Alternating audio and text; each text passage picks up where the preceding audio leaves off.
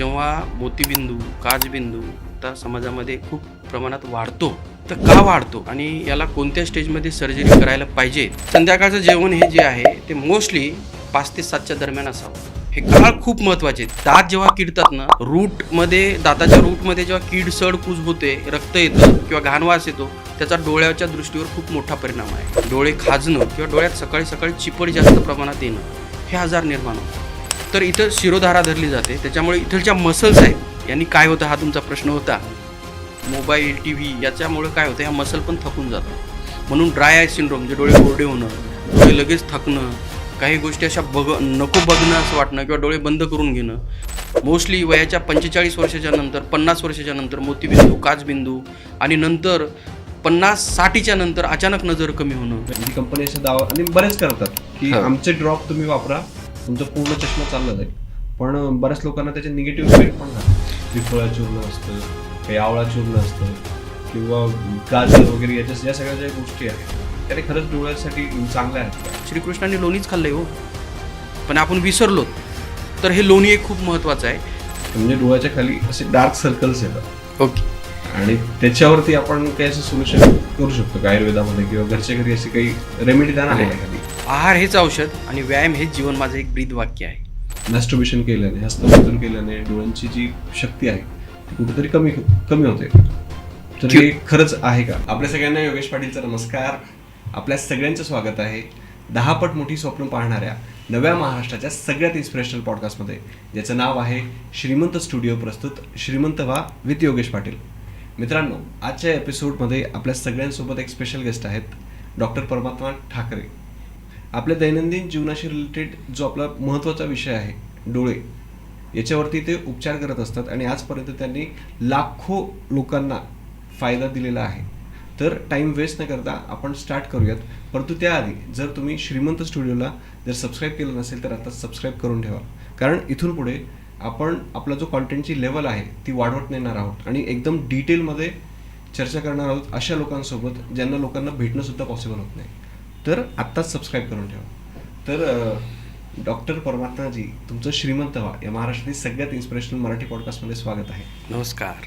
Yes. तर sir, खरं तर आजचा पॉडकास्ट माझ्यासाठी पण खूप स्पेशल आहे, कारण मी पण त्या समस्येतून जातो आहे. म्हणजे मीच काय, तर आजकालची जी युवा पिढी आहे की डोळ्यांची समस्या झाली, चष्म्यांची समस्या झाली, तर याच्यावरती आज खरं तर मी खूप थँक्यू म्हणतो तुम्हाला की तुम्ही इतक्या लांबून आलात आणि आमच्या ऑडियन्ससाठी खरं तर टाईम देत आहेत. धन्यवाद. Yes sir. तर सगळ्यात आधी आमच्या ऑडियन्सला तुमच्याबद्दल ऐकायला आवडेल. माझं नाव वैद्य परमात्मा आत्माराम ठाकरे आहे. माझं एक साधारण 12 ते 13 वर्ष झालेत की जे आयुर्वेदाच्या माध्यमातनं, आणि आयुर्वेद हा सर्वांगीण तर मोठा आहेच, सर्व अंगानी. म्हणजे ज्यात जर विचार करत असाल तर 8 अंग सांगितलेले आहेत. म्हणजे शरीराची चिकित्सा, मनाची चिकित्सा, स्त्रीरोग, बालरोग, ENT म्हणजे कान नाक घसा, असे 8 अंगांनी हे शास्त्र काम करत असतं. म्हणजे स्पेशलायझेशन म्हणतो ना आपण, डोळ्यात स्पेशलायझेशन. पण शालाक्य तंत्र हे आयुर्वेदात त्या वर्षी म्हणजे 5000 वर्षापूर्वी वर्णन केलेलं आहे. आणि त्या 5000 वर्षापूर्वी डोळ्याचे उपचार, आजार आणि काही सर्जऱ्यासुद्धा वर्णन करून ठेवलेले आहेत. म्हणजे किती दूरगामी आयुर्वेदाचा विचार असेल, हा आपल्याला या पॉडकास्टच्या माध्यमातून जनतेला सांगायचं आहे. आणि बरेच लोक येत असतात की सर, या आजारासाठी आयुर्वेदात उपचार आहेत का? उशीर सिंड्रोम आहे किंवा ब्रेन पाल्सी आहे किंवा टोसिस आहे किंवा रेटिनाच्या गंभीर स्वरूपाचे आजार आहेत की यांना काही कालावधीच्या नंतर रुग्णाचं कायम स्वरूपाचं दृष्टी जाते आणि मग अखेरीच्या टप्प्यात येतात आणि विचारतात प्रश्नार्थक चिन्ह घेऊन, होईल का? तर निश्चित, जेव्हा तुम्ही लवकर स्वरूपात, जेव्हा आजार असा छोटा असतो तेव्हा याल तर निश्चितच लवकर बरा होईल. हेच आपल्याला याच्यातनं सांगायचं आहे. आणि कोणत्या वेळेत यायला पाहिजेत, कोणत्या आजाराचं झटपट रिझल्ट येतात किंवा कोणत्या आजाराला थोडा वेळ लागतो, हे जनतेपर्यंत आपल्याला पोहोचवायचं आहे. येस, नक्कीच आपण पोहोचूयात. आधी आपण थोडीशी काय म्हणतो हिस्ट्री जाणून घेऊ की आयुर्वेदामध्ये डोळ्यांचे जे आजार आहेत त्याचं एक्झॅक्टली म्हणजे कसं स्वरूप दिलेलं आहे आणि उपचार काय दिलेत त्याचे. आता कसं आहे, आयुर्वेद हा जेव्हा नेत्र विभागामध्ये जेव्हा आपण उपचार किंवा विचार करतो, तर एक चरक, सुश्रुत, वाग्भट, अष्टांग हृदय, माधव निदान असे ग्रंथ आहेत. त्याच्यामध्ये डोळ्याचं वेगवेगळं अँगलनं वर्णन केलेलं आहे.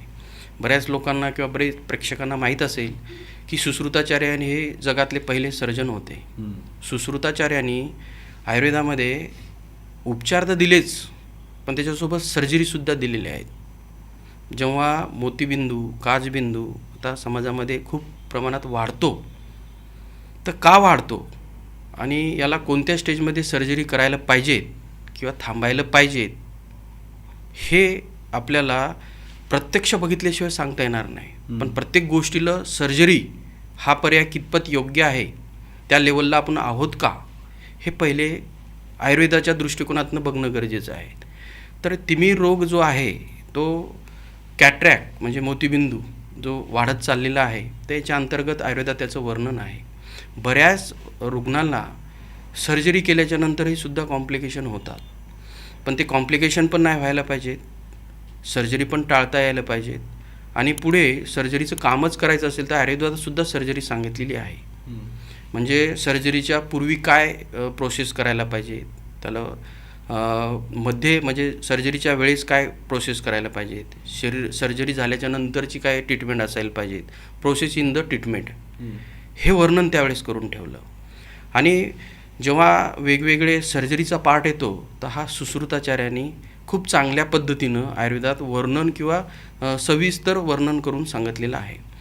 तर सर्जरी हा नंतरचा पार्ट असतो, पण बरेचसे काही असे आजार असतात की ते सुरुवातीच्या काळात छोटेसे असतात. उदाहरण द्यायचं असेल, छोटंसं झाड असेल ते लगेच उपटून आपल्याला फेकता येईल, पण ते मोठं जर झालं तर वटवृक्ष होतं आणि मग त्याला कापलं तरी ते खालनं मुळातनं येतं. त्याचं मग मूळ जेवढं स्ट्रॉंग होतं की त्याला त्या मुळातनंही झाडं उत्पन्न व्हायला लागतात.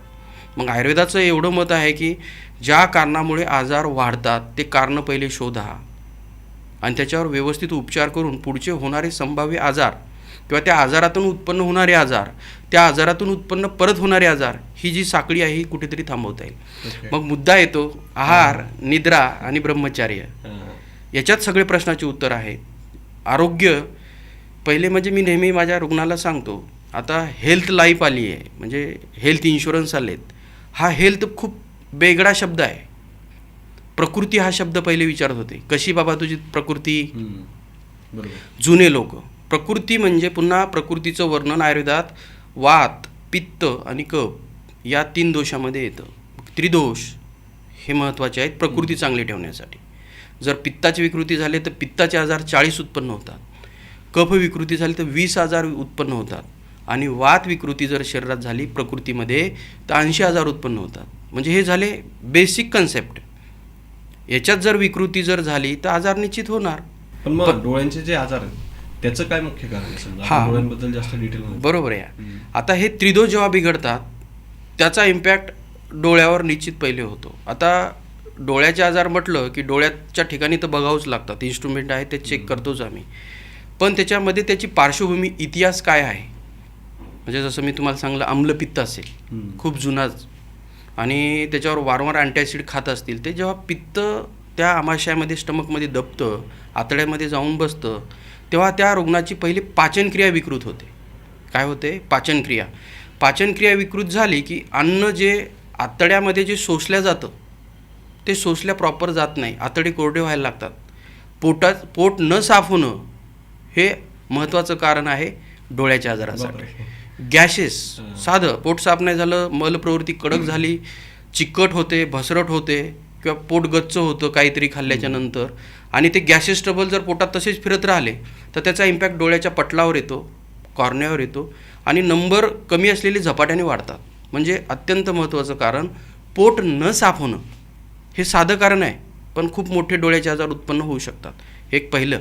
आता आहार कसा असायला पाहिजे आणि कोणत्या वेळेत असायला पाहिजेत, हे खूप म्हणजे असं एक कन्फ्युजन स्टेज आहे. पण याच्यात अजिबात कन्फ्युजन न होता मी एकदम अल्प शब्दात आणि अल्प वेळेत सांगतो. महत्त्वाचं, जर तुम्ही सायकल बघत असाल, वात, पित्त, कफ, सकाळी 6 ते 9 वाजेपर्यंत कफाचा काळ असतो सकाळी, म्हणून ब्रश केल्यानंतर तोंडातनं कफ, ब्रश करताना कफ, नाकातनं कफ, डोळ्यातनं कफ येतो. तर हा कफाचा काळ जो असतो ना, लाळ शिक्रेशनाचा काळ असतो. यावेळेस ब्रश करायचं सकाळी उठल्याच्या नंतर, मलविसर्जन जे आहे ते लवकरात लवकर व्हायला पाहिजेत, आणि यावेळेस नाश्ता पद्धतीही बंद करायला पाहिजे. चहा घेणं हे चुकीचं आहे, हे बंदच करायला पाहिजे. ते चहा घेतला की 3 तास तुमचं भुकीची संवेदना ही मारल्याच जाते. मग 10 ते 11 हार्डली 12 याच्यामध्ये जेवण व्हायला पाहिजे. याच्यामध्ये 10 ते 2 पित्ताचा काळ असतो. जेव्हा अन्न 9:30-10 खाल तेव्हा लाळ जास्तीत जास्त तोंडात असते. लाळेमध्ये अन्न मिक्स होत असतं आणि मिक्स झाल्याच्या नंतर पित्ताच्या काळात ते प्रॉपर पचल्या जातं. म्हणजे तिथं पित्त सिक्रेशन होतं आणि तिथून आहारच चांगल्या दर्जाचे उत्पन्न व्हायला लागतात. आणि आहारच चांगला झाला की रक्त चांगल्या क्वालिटीचं बनतं. आणि रक्त जीव इति स्थिती या सूत्रानुसार रक्त हे सगळ्या शरीराला पोचत असतं. जेव्हा कफाचा काळ असतो तेव्हा नाश्ता, चहा, आणि जेव्हा पित्ताचा काळ संपतो 12-2च्या दरम्यान जेवण, आणि त्यावेळी जेवण गेलं पोटामध्ये ते तसंच पडतं, प्रॉपर 100% पचत नाही. करपट ढेकरा येणं, गॅसेस होणं किंवा पोट गच्च वाटणं याचा इम्पॅक्ट हा डायरेक्ट डोळ्यावर यायला लागतो. आणि संध्याकाळचं जेवण हे जे आहे ते मोस्टली 5 ते 7च्या दरम्यान असावं. ओके. हे काळ खूप महत्त्वाचे आहेत. वेळेत जेवण हे महत्त्वाचं, वेळेत झोपणं हे महत्त्वाचं, आणि ब्रह्मचर्याचं नित्य पालन करणं हे पण शरीराचं सगळ्या जनतेचं बँक बॅलन्स आहे. काय आहे? Bank balance. पण याच्याकडे थोडं दुर्लक्ष होतं धावपळीच्या जगामध्ये. पण एखाद्या वेळेस वेळ चुकला तर त्यावेळेस काय करायला पाहिजे? थोडक्यात जर वेळ चुकली अन्नाची त्यावेळेस ज्यूस घ्या वेगवेगळ्या फळाचे, किंवा दूध घ्या, किंवा हलकं काहीतरी जेवण करा, किंवा हलके फळं खा. मग डाळिंब आहे हे डोळ्यासाठी खूप महत्त्वाचं आहे. हे त्याचे कारणं लाईफस्टाईलमध्ये लपलेले आहेत.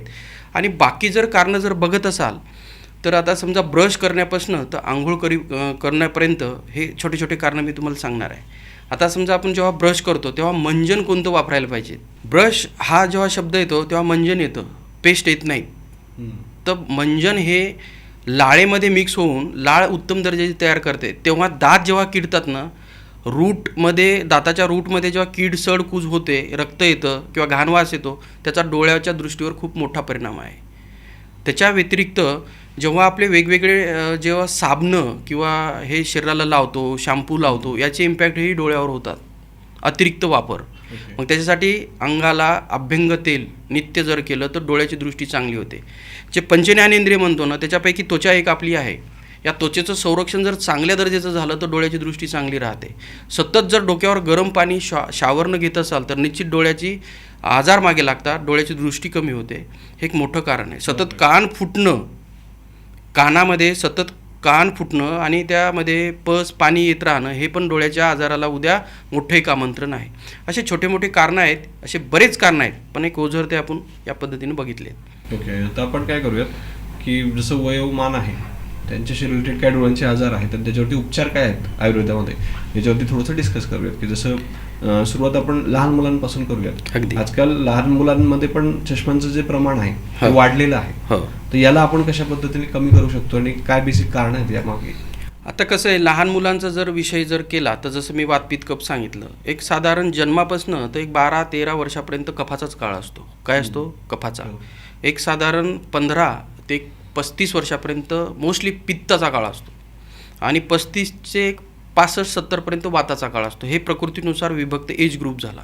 पण सकाळपासनं संध्याकाळपर्यंत त्या शरीरामध्ये लहान मुलांमध्ये कफज आहारच जास्त जात असतो. म्हणजे आईचं दूध आहे, आईचं दूध जेव्हा पोषण होत नाही तेव्हा त्याला बाहेरचं दूध असतं किंवा पावडरचे डब्बे असतात. ते दूध संपलं की नंतर फळं असतात. म्हणजे हा कफाचाच आहाराचा खूप मोठा सेवन हे लहान मुलं करत असतात. पण याच्या शरीरामध्ये जर अग्नी म्हणजे उदाहरणार्थ जर त्याची गरज आहे समजा 50 ml आणि त्याची आई त्याला जर भरवत असेल 70 ml 80 ml, हे वारंवार शरीरावर होत असतो. त्याचा परिणाम विचित्र होत असतो. म्हणजे तिथं आम तयार होतं. अविपक्वम संयुक्तम दुर्गंधम बहुपिचलम सदनम सर्व गात्रानाम आम इथे भिदिते. जेव्हा बुळबुळीत चिकट कप तयार होतो तिथून सगळे आजार निर्माण होत असतात. आणि तिथे पचनक्रिया विकृत झाली की मग पाचनतंत्र नीट नसल्यामुळे त्याचा इम्पॅक्ट त्या अवयवाचं किंवा त्या छोट्या बालकाचं डेव्हलपमेंट प्रॉपर होत नाही. म्हणजे उदाहरणार्थ मग कशा स्वरूपाचं डेव्हलपमेंट होत नाही? मानसिक डेव्हलपमेंट, शारीरिक डेव्हलपमेंट, बौद्धिक डेव्हलपमेंट. आणि एक समाजामध्ये जेव्हा जातो बाळ किंवा एक मुलगा छोटा बाळ असताना तो समाजात जातो वयाच्या 15, 16, 18 वर्षाच्या नंतर, तेव्हा प्रेझेंटेशन किंवा विल पॉवर किंवा एखादी डिसिजन मेकिंग कॅपॅसिटी याला सगळं आत्मज भावामध्ये वर्णन केलं जातं. आणि याचे कारणं जर बघत असाल तर कफ विकृतीमुळे होतात. मग आता लहान मुलांमध्ये जेव्हा आजार उत्पन्न होतात त्याच्यात 2 प्रकाराचे वर्णन केलेले आहेत. म्हणजे एक आरोग्यातून निर्माण झालेले आजार, आरोग्याच्या बिघडातून निर्माण झालेले आजार आणि आईच्या पोटात असलेल्या वेळेचे म्हणजे आनुवंशिकतेतून निर्माण झालेले आजार, जेनेटिक म्हणूया त्याला. तर जेव्हा आता पहिला जो मुद्दा येतो की शरीराच्या मध्ये विकृती झाली त्याच्यानंतर उत्पन्न होणारे डोळ्याचे आजार, हे पहिले बघूया. ह्याच्यामध्ये जर तुमचं शरीरातलं कफ बिघडलं, पित्त बिघडलं आणि वात बिघडतो तेव्हा हे असे स्वरूपाचे आजार निर्माण होतात. हे आपण मागं बोलणं झालं. पण महत्त्वाचा मुद्दा मुलांमध्ये कफाचा जास्त असतो. मग कफाचामुळे जे आजार निर्माण होतात किंवा जे कारणं आहेत ते पहिले समजून घेणं गरजेचं आहे, म्हणजे जेणेकरून पुढे चालून जनतेला किंवा प्रेक्षकांना हा त्रास होणार नाही. मग आता केळ दूध एकत्र देणं, फळं दूध एकत्र देणं हे पहिले थांबवायला पाहिजे. दुधामध्ये बोर्नविटा किंवा वेगवेगळे जे बाहेरचे प्रॉडक्ट हे टाकणं बंद करायला पाहिजे. दूध जेव्हा देतो किंवा दूधजन्य आहार देतो त्याच्यामध्ये पिंपळी, सुंठ हे घालून द्यायला पाहिजे, म्हणजे जेणेकरून किंवा वेलची आहे, पुढे कफ निर्माण होणार नाही. मग आता बालकांमध्ये जर बघत असाल तर एक मोस्टली डोळ्यातनं पाणी येणं, डोळे खाजणं किंवा डोळ्यात सकाळी सकाळी चिपड जास्त प्रमाणात येणं हे आजार निर्माण होतात. आणि याच्यामागचं जर कारण बघत असाल तर त्याला वारंवार सर्दी, खोकला आणि ताप ह्या 3 गोष्टीचं सर्क्युलेशन हे जास्त असतं. आणि मग याच्यामध्ये काय होतं, सर्दी, खोकला, ताप आला तर हे जेन्युनली 4-5 दिवस चालतं, 8 दिवस पण चालतं, पण ते बाहेर निघायला पाहिजेत कफ. पण वेगवेगळे औषधं दिल्यामुळे तो दबतो आणि त्याचा इम्पॅक्ट हा डायरेक्ट डोळ्यावर येतो. मग त्या डोळे लाल होणं, पाणी येणं, खाजणं हे लक्षणं एकदम छोटे असतात, पण हे सतत दबल्या गेल्यामुळं त्याचा रूपांतर चष्मा लागणं इथपर्यंत पोचतं. मग सर्दी, खोकला, ताप याची प्रॉपर ट्रीटमेंट व्हायला पाहिजे. कफ जेव्हा असेल, ताप असेल तेव्हा लंघन करायला सांगितलं आयुर्वेदामध्ये. लंघन म्हणजे काही न खाणं, मुगाची डाळ आहे किंवा वेगवेगळ्या पेय आहेत ह्या घेणं किंवा मग ज्वारी, बाजरी याचा थोडा उपमा करून खाणं, हलकं खाणं शॉर्टकटमध्ये, जेणेकरून तेही त्याच्यात सुंठ, मिरे, पिंपळी टाकल्याच्यानंतर ताप, सर्दी, खोकला हा कमी होईल आणि पुढे आजार डोळ्याचेच नाही तर अन्य आजारसुद्धा होणार नाहीत. मग याच्यामध्ये लहान मुलांमध्ये नंबर लागणं हा प्रश्न येतो. काय तो नंबर लागणं. आता नंबर लागतो जेव्हा याच्यामध्ये नेमकं होतं काय हे पहिले आयुर्वेदाच्या दृष्टिकोनातून समजून घेणं गरजेचं आहे. डोळ्याची जर रचना बघत असाल तुम्ही, हे 3 भागामध्ये विभक्त केल्या जातं. किती भागामध्ये? बाह्य भाग, मध्य भाग आणि आभ्यंतर भाग. बाह्य भागामध्ये डोळ्याच्या पापण्या, काळं बुबुळ म्हणजे ते कॉर्निया, कंजॅक्टिव्हायटा म्हणजे पांढरं बुबुळ, आणि हे झाला बाह्य भाग, आपल्याला दिसतो. पण त्याच्या पाठीमागं लेन्स असते, प्युपिल्स असतात, मध्ये व्हिट्रस जिली असते आणि त्याच्या पाठीमागं रेटिना असतो आणि त्याच्या पाठीमागे ऑप्टिक नर्व्स असते. कशी असते ती? सगळं आपला मॅसेज इम्पल्स ब्रेनपर्यंत घेऊन जात असते. तर आपल्या बाह्य भागाचं जे लक्षणं सांगितलेत, लाल होणं, पाणी येणं आणि खाजणं, हे आपल्याला दिसतात. पण त्याचा इम्पॅक्ट सतत कॉर्नियावर होत असतो, म्हणजे त्याच्या बाजूलाच काळं बुबुळ आहे आपल्याला ते बाह्य भागातनं दिसतं. याच्यामध्ये कॉर्नियल डिस्ट्रॉपी म्हणजे कॉर्नियाची साईज आणि शेप हा चेंज होतो, कमी जास्त होतो आणि हा आनुवंशिकतेमध्ये पण येतो आणि नंतर जास्त नंबर वाढीमुळे पण येतो. आणि मग तिथून इमेज जी आहे ती प्रॉपर घेतली जात नाही आणि ती घेतलीही तर ती रेटिनापर्यंत पोहोचत नाही. मग आता जर कॉर्निया, त्याच्या पाठीमागं लेन्स आणि त्याच्या पाठीमागं रेटिना, याच्यामध्ये एक असं प्रॉपर एक कॉमन एक डिस्टन्स असतं, एक साध्या भाषेत सांगायचं एक मध्यम आकाराचं डिस्टन्स असतं. पण जेव्हा सतत डोळ्यावर ताण येत असतो लहान मुलांच्या, मग ते मोबाईल आहे, टी व्ही आहे किंवा अन्य काही वाचन आहे, रात्रीचं जागरण आहे, त्याच्यामुळं कॉर्निया पहिले डिस्टर्ब होतो. त्याला रिफ्रॅक्टिव्ह एरर्समध्ये पण असे 4 डिसीज आहेत. त्याने जवळचं, लांबचं, पेरिफेरल व्हिजन किंवा स्ट्रेट व्हिजन किंवा चष्मा लागतो. तर हे हळूहळू कमी होतं आणि ते कॉर्नियामध्ये जर बदल झाले किंवा त्याच्यावर सतत ताण आला तर त्याच्यामध्ये लिथर्जिकपणा यायला लागतो आणि नंतर तिथनं नंबर हा वाढत जातो. आता नंबर जेव्हा वाढतो त्याच्यामधलं डिस्टन्स जे असते कॉमन ते अतिरिक्त प्रमाणात वाढतं आणि अतिरिक्त प्रमाणात जेव्हा वाढतं तेव्हा नंबर हा झपाट्याने वाढतो. आता जसं लहान मुलांमध्ये आजकाल मोबाईलचं प्रमाण खूप वाढलंय. हो, एकदमच कमी वयापासून मोबाईल त्यांच्या जवळ असतो, डोळ्याच्या एकदम जवळ धरलेला असतो. तर याचा काय इम्पॅक्ट होतो समजा डोळ्याच्या बाबतीत? बरोबर, याला आपण कसं क्लिअर करू शकतो? आता कसं राहतं, जर एक निसर्गाचा जर विचार केला आणि या प्रकृतीचा जर विचार केला तर एक कॉमन माणसाची मन होती जुन्या लोकांची, लांबचं बघावं, लांबचा विचार करावा. आता बघावं या शब्दातच सगळं थिंकिंग आलं. आता सगळे कामं टी व्ही, लॅपटॉप, मोबाईल हे सगळं जवळचं आलं, म्हणजे विचारसुद्धा करणं जवळचाच आला. पण जेव्हा आपल्याला लांबचं बघण्याची दृष्टी दिली आणि सतत आपण आपल्या पोटा पाण्यासाठी तिला जवळचं काम लावतो किंवा आपण त्याच्यावर सतत प्रेशर टाकतो तर निश्चित आजार तिथून उत्पन्न होणार. मग याच्यात पहिला आजार जो आहे तो कॉर्नियाचं जे शेप आणि साईज चेंज होतं, कॉर्नियावर सतत लोड येतो आणि रिफ्रॅक्टिव्ह एरर्स हा एक डिसीज आहे. तर त्यांनी चष्म्याचा नंबर हा झपाट्यानं वाढतो आणि याच्यापासून जर सतत असे जर कारणं होत राहत असतील तर निश्चित कायमस्वरूपाचं अंधत्वसुद्धा आपल्या हाताने आपण ओढवून घेतो. मग याच्यासाठी मोबाईल जो आहे, टी व्ही आहे किंवा आपलं काम आहे हे तर करावंच लागणार. इथून पुढं आपलं याच्यावरच सगळं आयुष्य चालणार आहे. पण त्यासाठी तो अवयव तेवढा सबल बनवणं, त्याची ताकद तेवढी नॅचरल पद्धतीनं बिल्डअप करणं आणि रात्रीला शक्यतो 9:30-10च्या नंतर काम बंद करणं, अभ्यास बंद करणं.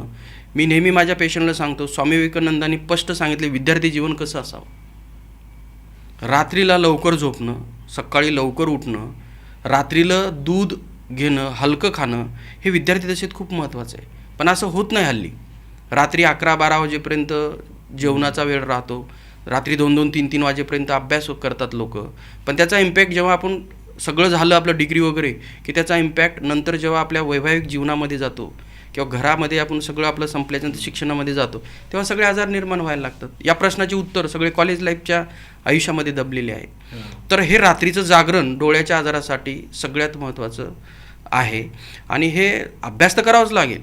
पण 9:30-10 वाजेपर्यंतही तुम्ही अभ्यास केला आणि सकाळी 4:30-5लाही उठला तर 5 ते 9 वाजेपर्यंत, 8 वाजेपर्यंत त्याचा डबल टाईम मिळतो. ओके, म्हणजे झोप हा पण महत्त्वाचा मुद्दा आहे डोळ्यांसाठी. अगदी बरोबर. ओके, आता याला आयुर्वेदात कसं लहान मुलांचे जे डोळे आहेत ते कसे बरे केले जातात समजा?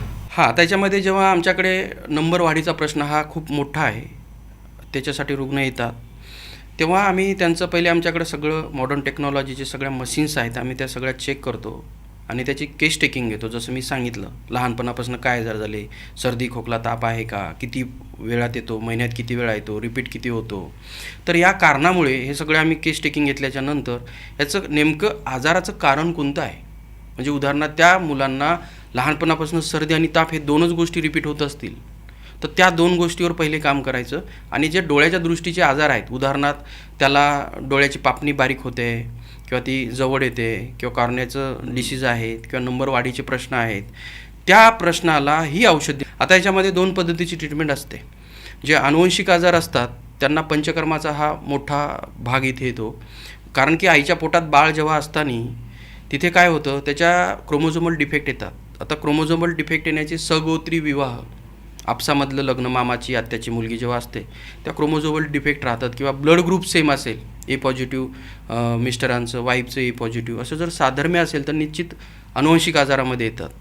तर त्यामध्ये औषधी उपचार असतात, काही स्टेम सेल थेरपी उपचार असतात किंवा मग काही पंचकर्माचे उपचार असतात. पण मग पंचकर्माचा आणि डोळ्यांचा काय संबंध आहे समजा? हां, तर याच्यामध्ये पंचकर्म जेव्हा हा एक आयुर्वेदाचा उपचार पद्धतीचा आहे. पंचकर्म म्हणजे याच्यात 5 कर्म असतात. म्हणजे त्याच्यामध्ये स्नेहन म्हणजे पूर्ण अंगाला तेल लावणं, स्वेदन म्हणजे वाफ देणं, बस्तीचं म्हणजे एक मेडिकेटेड ऑइल असतं किंवा काढे असतात, ते गुदमार्गातनं देतो. जसं मी तुम्हाला मागं सांगितलं, जेव्हा ॲसिडिटी हा प्रश्न असेल, पोट साफ होत नसेल आणि तिथे मळ तसाच शक्रून मळ सांगितला. शक्रून म्हणजे जे पुराण मळ आहे त्याच्या बकरीच्या लेंड्यासारख्या अशा लेंड्या होतात, आतड्यात फसून बसतात. त्याच्यामुळं अन्न जे पचल्याच्यानंतर ते शोषल्या जात नाही आणि जेव्हा बस्ती केल्याच्यानंतर तिथे 48 तास 24 तास ते शरीरामध्ये 250, 300, 500, 700 ml आम्ही डोस देतो आणि ते जी घाण आहे ती बाहेर निघते आणि तिथे मुळं स्वच्छ व्हायला लागतात, मुळाची ताकद वाढायला लागते. तिथं अन्न, आहार, रस शोषल्या जातो आणि तो शोषल्याच्या नंतर आतड्याची ताकद वाढते. आतड्याची ताकद वाढली की ब्रेनचं ताकद वाढते आणि ब्रेनची ताकद वाढली की ब्रेनपासून जी ऑप्टिक नर्व्स आहे तिची ताकद वाढल्याच्यानंतर तो इम्पल्स प्रॉपर ब्रेनकडे घेऊन जातो. हे बस्तीचं काम आहे. आता याच्यात स्नेहन म्हणजे अंगाला तेल लावण्यानं काय होतं. हां, आता स्नेहन म्हणजे काय, आपल्या प्रत्येक केसामध्ये एक डोळा आहे, त्याला एक जिवंतपणा आहे आणि या केसाचं डायरेक्ट रक्ताशी कनेक्शन आहे. जेव्हा त्वचेच्या ठिकाणी अवरोध निर्माण होतो, घामच येत नाही, त्यावेळेस सगळे हार्मोन इम्बॅलन्स व्हायला लागतात किंवा अतिप्रमाणात घाम किंवा कमी प्रमाणात घाम. तर याच्यामुळे काय होतं, तिथे ब्लड सर्क्युलेशन प्रॉपर होत नाही, त्याचा इम्पॅक्टसुद्धा डोळ्याच्या दृष्टीवर येतो, आजार निर्माण व्हायला लागतात. आता इथे जे तुम्ही म्हटलात तर त्याला शिरोधारा म्हणतात. काय म्हणतात? शिरोधारा. तिथे वेगवेगळ्या वनस्पतीचा एक लेप असतो, तो डोळ्यावर म्हणजे कपाळावर लावला जातो, काही डोळ्यावर पण लावला जातो. आणि एक असं मेडिकेटेड ऑइल तुमच्या प्रकृतीनुसार आजार कोणता आहे, पडद्याचा आहे, रेटिनाचा आहे किंवा ऑप्टिक नर्वचा आहे, त्यानुसार वेगवेगळे मेडिसिन्स असतात. ते दुधामध्ये सिद्ध केलेले असतात किंवा काढ्यामध्ये म्हणजे पंचवल्कल शीर असतात त्याच्यामध्ये सिद्ध केलेले असतात, काही तेला तुपामध्ये केलेले असतात. आणि इथे एक 25 ते 45 मिनटं धारा धरली जाते. इथं स्तपनीमर्म असतं. इथे भ्रूमध्य म्हणजे जिथं आपल्या भोवळ्या एकत्र येतात आणि नाक जिथं एंड होतं, इथे डायरेक्ट ब्रेनचं ओपन म्हणजे इथं द्वार आहे. काय आहे, इथं औषध नाकात घातलं नश्य की ते डायरेक्ट मेंदूपर्यंत जातं. तर इथं शिरोधारा धरली जाते. त्याच्यामुळे इथलच्या मसल्स आहेत, यांनी काय होतं हा तुमचा प्रश्न होता. डोळ्याची जर ॲनाटॉमी जर बघाल ना, ह्या मसलचं काम काय आहे की त्या डोळ्याची जी रचना आहे किंवा आयबॉल आहे त्याची एक मूव्हमेंट करणं किंवा त्या डोळ्याला पोषण करणं किंवा बाह्य आघातापासून संरक्षण करणं. म्हणजे एखादी जर गोष्ट लागली तर संरक्षण करतं. पण काय होतं, सतत त्या डोळ्यावर ताण येणं, मोबाईल, टी व्ही याच्यामुळे काय होतं, ह्या मसल पण थकून जातात. म्हणून ड्राय आय सिंड्रोम म्हणजे डोळे कोरडे होणं, डोळे लगेच थकणं, काही गोष्टी अशा नको बघणं असं वाटणं किंवा डोळे बंद करून घेणं. मग तिथं कॉर्नरवर पण प्रेशर येतं आणि त्या मसल्सवर सुद्धा यायला लागतात, त्या थकतात. त्यावेळी जेव्हा आपण पंचकर्माचा भाग शिरोधारा करतो किंवा नेत्रलेप करतो किंवा नेत्रधारा करतो, त्यावेळेस त्या मसलचं जसं झाड एखादं सुकलं आणि त्याला रात्रीच पाणी घातलं की 15-20 मिनिटात कसं ते असं ताजंतवानं होतं, तशा पद्धतीच्या एक 20 ते 25 मिनिटामध्ये जे डोळ्यावरचा अतिरिक्त ताण आहे तो लगेच झटपट 10 ते 20 मिनिटामध्ये कमी होतो. आणि तिथे 1 घंट्यापासून रिझल्ट येणं स्टार्ट होतात. आणि सतत असलेला ताण हा मेंदूवर पण लोड देतो, मनावर पण देतो आणि डोळ्यावर पण देतो. आयुर्वेदामध्ये एक सांगायचं एक झालं, मन आत्मेने संयते इंद्रिय ततज्ञानम सांगितलं आहे. म्हणजे मन, आत्मा आणि इंद्रिय या तिघाचं एकत्रीकरण जेव्हा होतं तेव्हा ज्ञान प्राप्त होतं. आत्मा, मन आणि इंद्रिय म्हणजे 5 ज्ञानेंद्रिय. त्याच्यामध्ये डोळा, कान, नाक, जिव्हा आणि त्वचा येतात.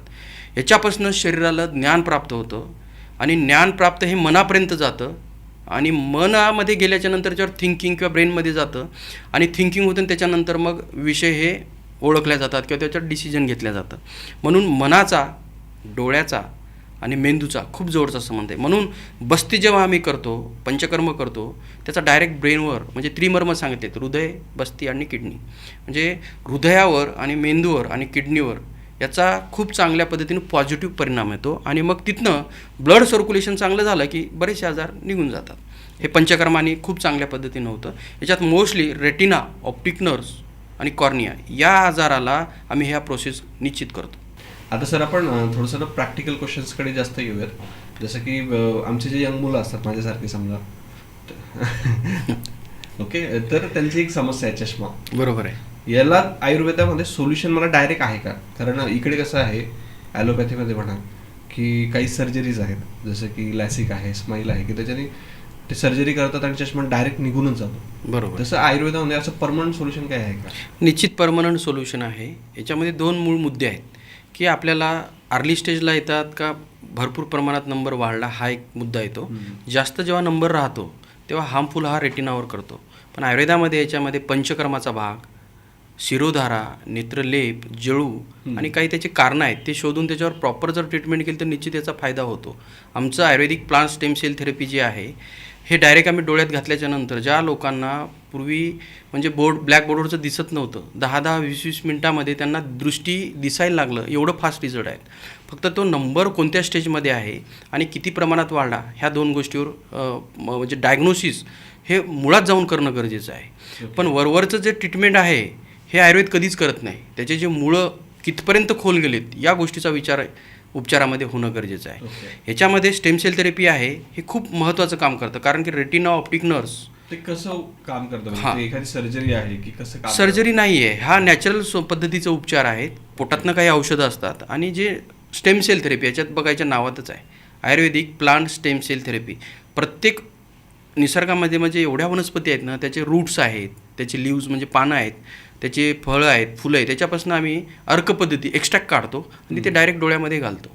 ते डायरेक्ट घातल्याच्या नंतर याच्यात कसल्याही पद्धतीचे केमिकल नसतात आणि डोळ्यामध्ये पाणी हे लगेच अब्झॉर्व होतं आणि डायरेक्ट रेटिनापर्यंत जातं आणि तिथे रेटिनाचं स्वास्थ्य चांगलं झालं की दृष्टी ही लगेच वाढते, डोळ्यावरचा ताण कमी होतो आणि डोळ्यावरचा ताण कमी झालं की ह्या मसलवर सुद्धा प्रेशर कमी येतं.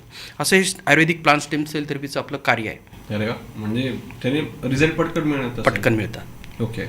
आणि पटकन जरी मिळत असलं समजा तरी साधारणतः किती टाइम लागतो याला? एक साधारण जर एक महत्त्वाचा मुद्दा लक्षात ठेवा, नंबर हा मायनस आणि प्लस आहे.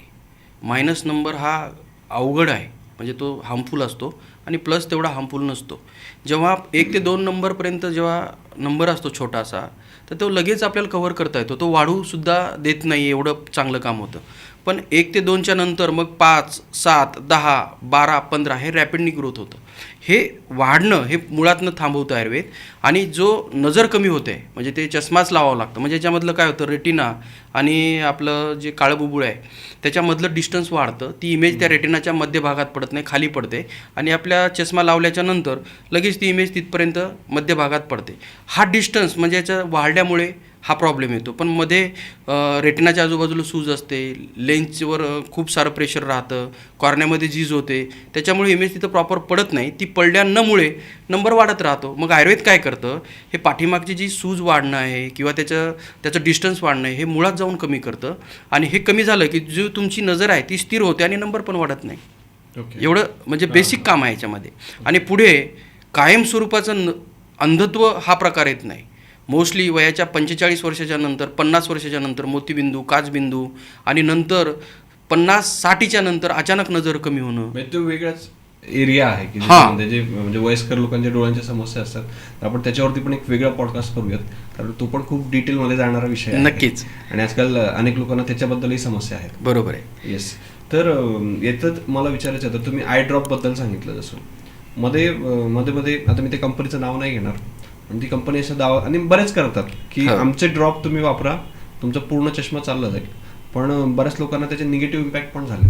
अगदी बरोबर आहे सर. पुरुषम वीक्षमिती हा एक प्रिन्सिपल आहे. बिझनेस हा पार्ट वेगळा आहे आणि डायग्नोसिस पार्ट हा वेगळा आहे. एक ड्रॉप समजा लॉन्च केला आणि तो सगळ्याच रुग्णाला वापरला किंवा सगळ्याच लोकांनी वापरला, हे पॉसिबलच होऊ शकत नाही. हां, त्याच्यापैकी 100 लोक आहेत, त्याच्यापैकी 60-70% लोकांना होईल, 50% लोकांना होईल, 30% लोकांना होईल. पण 10-20-30% लोकांना त्याचा बॅड इम्पॅक्ट येणारच. कारण की जर तुमची कफवातात्मक प्रकृती असेल, वातकफात्मक प्रकृती असेल, पित्तकफात्मक प्रकृती असेल, आणि त्या ड्रॉपमध्ये जर उष्ण गोष्टी असतील, म्हणजे कंटेंट्स असतील, तर ते पित्त विकृतीला लगेच जळजळ होणं, आग होणं, ह्या गोष्टी व्हायला लागतात. पण याच्यामध्ये मुळात तुमची प्रकृती कोणती आहे आणि कशा पद्धतीचे आपल्याला औषधं लागतील, आजार कोणत्या स्टेजमध्ये आहे, आणि आता आपली कंडिशन काय आहे, त्यानुसार प्रॉपर निदान, दर्शन पर्शन प्रश्न, आणि ह्या निदानानुसार 10वीत परीक्षा आहेत आयुर्वेदामध्ये. त्या परीक्षण झाल्याच्या नंतर परमनंट म्हणजे तुमची प्रकृती असेल त्या पद्धतीनुरूप तुमचं मेडिसिन्स निघतं. डोळ्याच्या आजारामध्ये लाखो हजारो मेडिसिन्स आयुर्वेदामध्ये आहेत, आणि एकच कंपाऊंड किंवा एकच मेडिसिन सगळ्याला चालेल असं व्यवहारात होत नाही. ओके. म्हणजे ही गोष्ट तर क्लिअरच आहे. ओके. आता जसं ॲलोपॅथीमध्ये सर्जरीच असा भाग आहे, हो, तसं समजा डोळ्यांसाठी आयुर्वेदामध्ये काही अशी सर्जरी करतात का समजा? Yes sir. आमच्या इथे 2 युनिट आहेत. आम्ही पहिला प्रिफरन्स असं आमचं असतं की औषधांनीच कव्हर व्हावं. पण हा प्रत्येक गोष्टीला अट्टहास नसतो. काही अशा कंडिशन असतात की तिथे सर्जरीच करावं लागतं. सुश्रुताचार्यांनी तेव्हा सर्जरी वर्णन करून ठेवलेली आहे. अशा काही केसेस असतात, मोतीबिंदू, काचबिंदू ह्या केसेस आहेत, रेटिनल ब्लिडिंग आहे. ह्या रेटिनल ब्लिडिंग जे आहे ना, तर हे सर्जरी आपल्याला स्टॉप करता येतं. पण आमच्या इथे 2 युनिट असे आहेत की आम्ही औषधाने पहिला आमचा प्रेफरन्स असतो, शमन औषधी म्हणतो आम्ही त्याला, म्हणजे पोटातनं घेणं किंवा पंचकर्माचा भाग. पण काही कंडिशन असतात की सर्जरीच करावं लागतं, तेव्हा त्याच्यासाठी पण आमचं एक वेगळं युनिट आहे की आम्ही ते सर्जरी प्रेफर करतो. पण शक्यतो जर 4थ्या स्टेजमध्ये जर पेशंट असेल आणि त्याला म्हटलं की मी आयुर्वेदानेच कव्हर करतो किंवा हे आमच्याकडे उपचार होतील, तर दिस इज अ नॉट पॉसिबल गोष्ट. ही पॉसिबलच नाही. हां, क्लॅरिटीज आहे. जी गोष्ट होते ती होते, नाही होत ते नाही होत. ती जर 4थ्या स्टेजमध्ये असेल आणि त्याला मी औषधाने करतो म्हटलं तर ते होणारच नाही. त्या पेशंटलाही लॉस, त्याचा पैसाही जाणार आणि ते पुढे सक्सेस पण होणार नाही. पण अशा काही गोष्टी आहेत की त्या सर्जरी करूनही आपल्याला पुढे कॉम्प्लिकेशन निर्माण होतात. म्हणजे उदाहरणार्थ मोतीबिंदू, काचबिंदू, कारण की पाठीमागचा रेटिना हा डॅमेजच झालेला असतो, ऑप्टिक नर्व्ह डॅमेज झालेलं असतं. सर्जरी करतात लोक की आपल्याला दृष्टी येईल, पण त्याचं लाईफ एक 15-10 वर्ष 20 वर्ष चालायला पाहिजेत. पण ती आर्टिफिशियल लेन्स आहे ते डोळ्याला सूट होत नाही. किंवा काही प्रकृतीनुसार सूट होत नाही किंवा कॉम्प्लिकेशन निर्माण होतात, डोळ्यांना पाणी येणं, खाज होणं, लाल होणं, दृष्टी कमी होणं, हे लक्षणं जाणवायला लागतात. त्यावेळेस आयुर्वेद मात्र खंबीर त्या रुग्णाच्या पाठीमागे असतो. 8 ते 12 दिवसात ह्या सगळ्या बऱ्याचशा गोष्टी झपाट्याने इन्फेक्शनसुद्धा कमी होतं. म्हणजे सर्जरी हा आयुर्वेदात पाठ सांगितलेलाच आहे. जिथे सर्जरी करायची आहे तिथे सर्जरी करावंच लागेल, जिथं औषधाने होतं तिथं औषधाने काम करावं लागेल. म्हणजे ऑब्व्हियसली त्याआधी क्लिअर करून घ्यावं लागेल की तुमचा आजार काय आहे. त्याच्यामध्ये निदान म्हणजे आजाराचा आता ही स्टेज माझी खरंच औषधाने होणार आहे की मला सर्जरीच करावं लागेल आहे की मला थोडंसं थांबावं लागेल. आता मोतीबिंदूचाच विषय घ्या की बरेच लोक सर लगेच ऑपरेट करा किंवा मला थोडं थांबायला सांगितलं. म्हणजे त्याच्या स्टेज असतात, प्रथम, द्वितीय, तृतीय आणि चतुर्थ. याच्यात प्रॉपर जर तो पिकला नॅचरल दर्जाचा मोतीबिंदू तर त्याचं सर्जरी केलेलं सक्सेस होतं. पण त्याला म्हणजे बऱ्याच इंजेक्शन, स्टिरॉइड किंवा जे काही त्यांची जी प्रोसेस आहे ती डोळ्यात ड्रॉप घालणं, त्याच्यामुळे आर्टिफिशियल पिकवणं. फळं कशी आपण आर्टिफिशियल पिकवतो आणि नंतर खातो, नॅचरल पद्धतीने पिकलेले फळं कसे लागतात तशा पद्धतीचं नॅचरल पद्धतीनं जर तो मोतीबिंदू पिकला तर त्याचं सक्सेस रेट जास्त असतं. पण ते वेळेत करणं गरजेचं आहे. बरं, आता इथं ना काही चूर्ण पण असतात बघा. म्हणजे हो, मी ऐकलंय त्रिफळा चूर्ण असतं, काही आवळा चूर्ण असतं किंवा गाजर वगैरे, या सगळ्या ज्या गोष्टी आहेत त्याने खरंच डोळ्यासाठी चांगल्या आहेत का? आता ह्या गोष्टी खूप म्हणजे डिजिटलमध्ये चाललेल्या आहेत की ह्या असं करा, हे याच्यासोबत हे खा, याच्यासोबत ते खा. पण मी जे आयुर्वेदात जे स्पष्ट सांगितलं ते तुम्हाला सांगणार. कोणाला आवडेल नाही आवडेल मला माहीत नाही.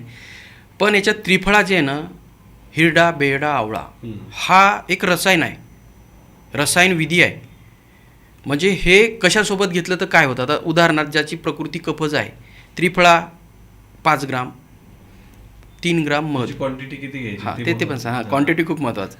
जर एक साधारण 25-30 वर्षाचा माणूस किंवा स्त्री असेल आणि त्याचं अग्नी चांगला असेल, बल चांगला असेल तर त्याला एक 5 ग्राम त्रिफळा चूर्ण, 4 ते 5 ml मध घ्यावं, मिक्स करावं. ज्याची कफच प्रकृती आहे त्यांनी सकाळी ब्रश केला की लगेच खावं.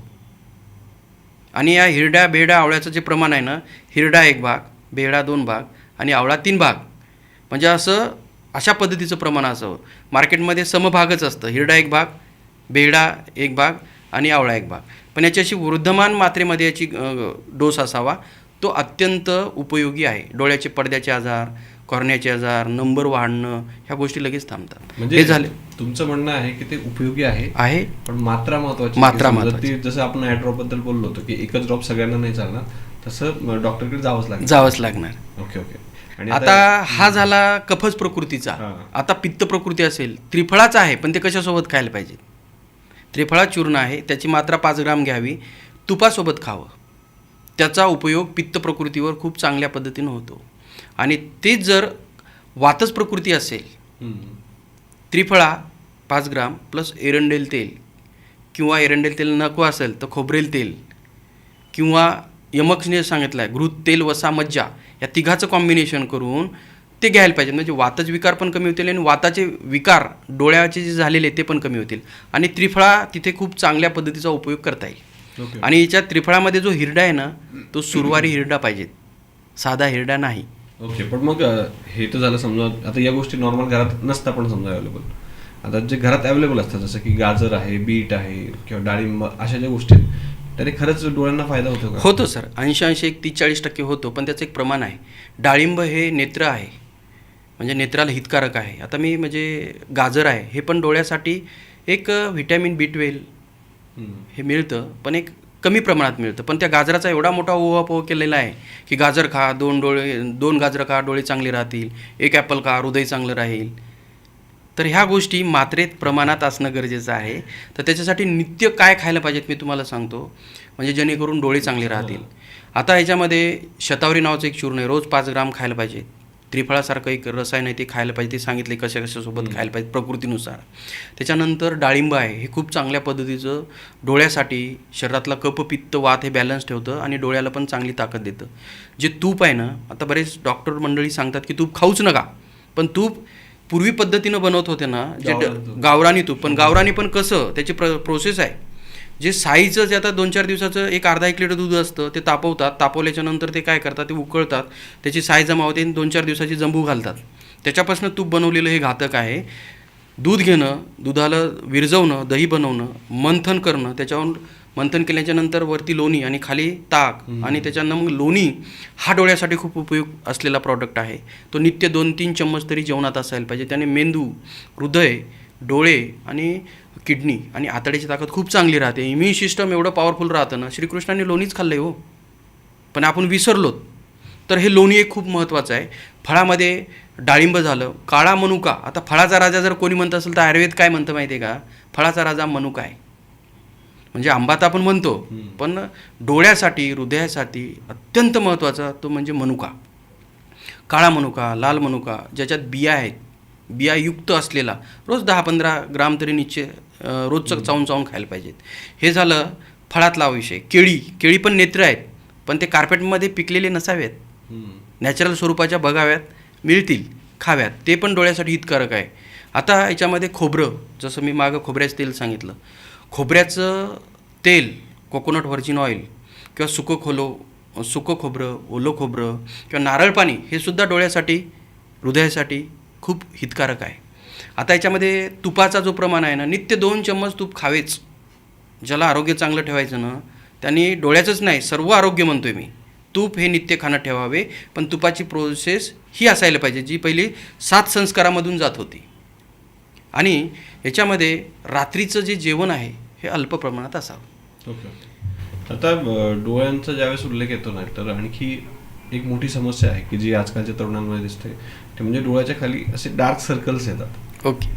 आणि त्याच्यावरती आपण काही असं सोल्युशन करू शकतो का आयुर्वेदामध्ये, किंवा घरच्या घरी अशी काही रेमेडी द्या ना एखादी? बरं, एकदम सोपं आहे. याच्यात एक मुळात हे काळे सर्कल येतात का हे पहिले बघायला पाहिजे. ते जास्त जागरण, जास्त ताणतणाव किंवा मेन्सेस रिलेटेड इश्यू स्त्रियांमध्ये जेव्हा मेनोपॉझल सिंड्रोम असतो किंवा अर्ली स्टेजमध्ये असतं, हे याचे कारणं झालेत.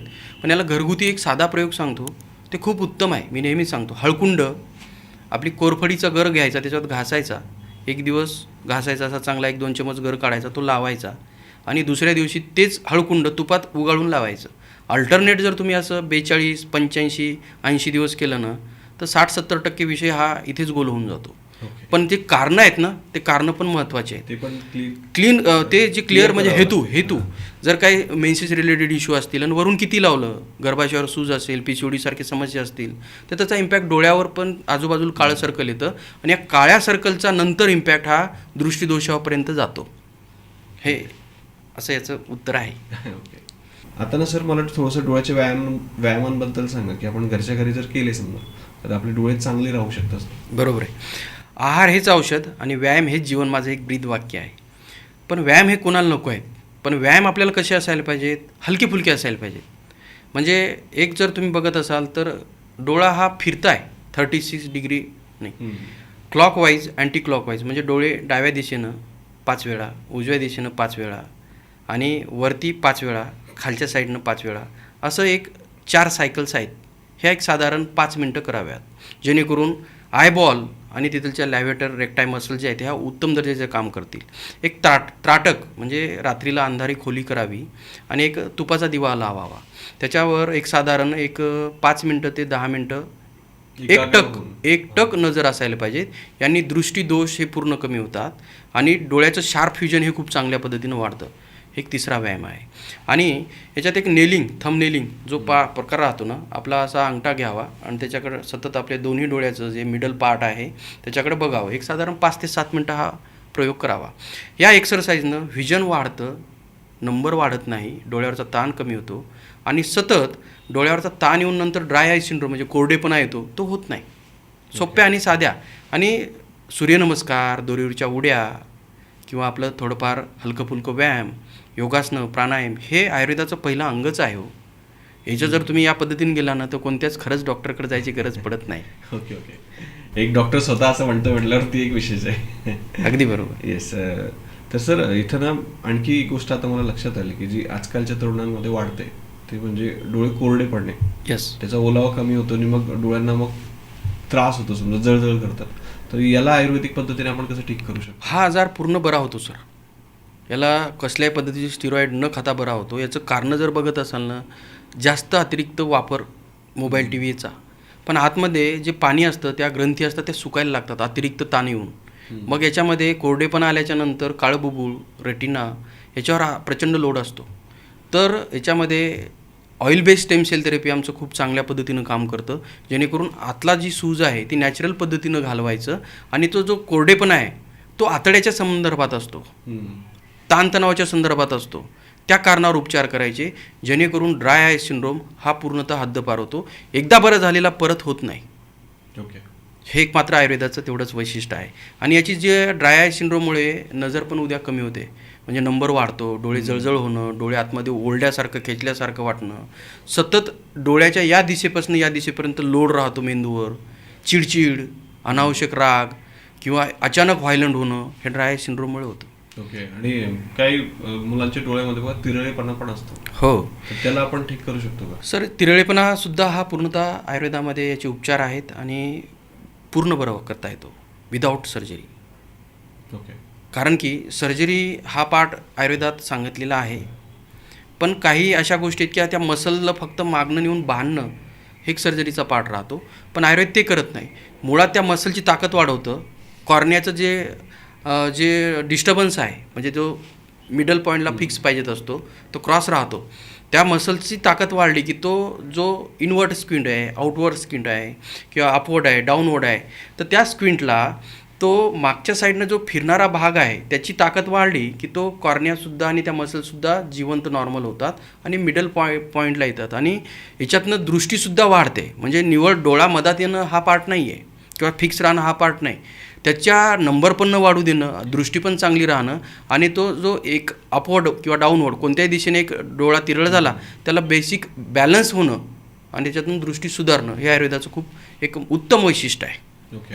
आता एक शेवटचा पण थोडासा विचित्र प्रश्न मी तुम्हाला विचारणार आहे, कारण तो इंटरनेटवरती खूप जास्त व्हायरल होत आहे. ओके. आणि त्या बाबतीत लोकांच्या मनात खूपच म्हणजे शंका आहे की समजा मॅस्टर्बेशन केल्याने, हस्तमैथून केल्याने डोळ्यांची जी शक्ती आहे ती कुठेतरी कमी होते, तर हे खरंच आहे का? अगदी बरोबर सर. ब्रह्मचार्य हा खूप आयुष्याचा महत्त्वाचा, मी बँक बॅलन्स म्हणतो त्याला. हे कागदाचे पैसे आहेत ना, हे बँक बॅलन्स नाही आहे. आयुष्यामध्ये शरीरामध्ये रस, रक्त, मांस, मेद, अस्थि, मज्जा आणि शुक्र 7 धातू सांगितलेत. सगळ्या शरीराचा सार म्हणजे शुक्र आहे आणि त्याच्यात ओज सांगितलेलं आहे. अष्टबिंदू, आपल्या शरीरामध्ये 8च बिंदू ओज असतं, ते गेलं की माणूस मरतं. मग आपल्याला शुक्र धातू हा शरीरात स्टोअर करणं हे सगळ्यात महत्त्वाचं आहे, कारण की याचा संबंध डायरेक्ट डोळ्याशी आहे, मनाशी आहे, आत्म्याशी आहे आणि आतड्याशी आहे. ह्या तिन्ही गोष्टी ह्या शरीराच्या बाहेर जर अतिप्रमाणात धातू हा जात असेल किंवा हस्तमैथून जास्त होत असेल, त्याचं डायरेक्ट हृदयाशी संबंध आहे आणि हृदयाचे वॉल खराब होणं, बीपीचे त्रास लवकर होणं किंवा डोळ्याची नजर कमी होणं, झपाट्यानं नंबर वाढणं, हे सगळे त्याच्यातनं निर्माण होतात. म्हणून प्रेक्षकांना मला एवढं सांगायचं की ह्या जो हस्तमैथुनाचा प्रकार आहे तर ही वैचारिक पातळी डिस्टर्ब होण्याचं एक महत्त्वाचं कारण आहे. जर तुमचे खरंच सात्विक विचार असतील, सात्विक तुमची दृष्टी असेल, समाजाकडे बघण्याचं एक सात्विकता असेल, तर निश्चित हे प्रकारच होणार नाहीत.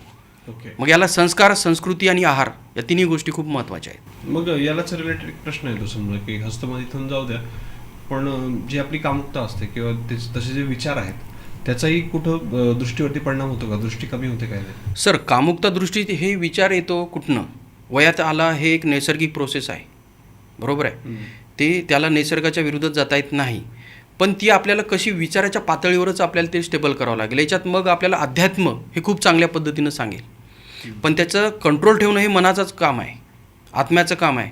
आष्टो ब्रह्मचार्य व्रत सांगितलेले आहेत, म्हणजे ती दृष्टी जे आहे ते कामुक गोष्टी न बघणं, कामुक विचार न करणं किंवा कामुक गोष्टीकडे सतत चिंतन न करणं, ह्या गोष्टी आपल्याला या डिजिटल युगामध्ये मोबाईल उघडला तर सगळं तेच भराभरा दिसतं आणि मग तिथनं नको असलेली कामुकता ही वाढते आणि मग तिथनं दोन्हीकडनं चेपल्या जातो.